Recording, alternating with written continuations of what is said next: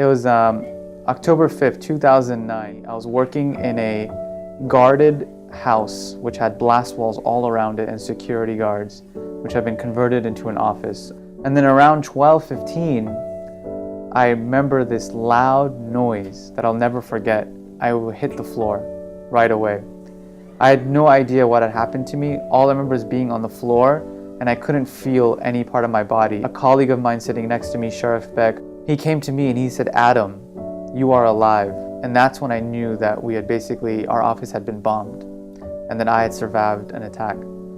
He's like, "Adam, you are alive." And from there he picked me up, and he was a small man from Central Asia, so he couldn't pick me up. Then another colleague of mine came and he picked me up on his shoulders and he took me out to a car, and the driver drove us to the hospital, and he said that there was a bombing, and I had shrapnel go to my brain. I had a huge swelling contusion right here and my left ankle. So when I arrived to the hospital, I had learned that our office had been bombed by a suicide bomber.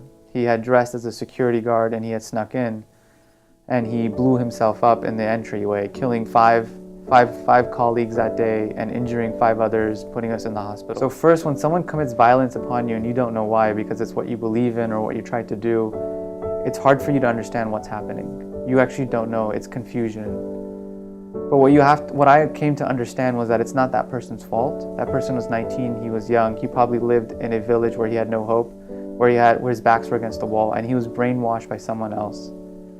And that other person was able to tell the bomber that you have more worth by killing yourself than being alive. So for me, the question is, how do we dispel that narrative? How do we change that?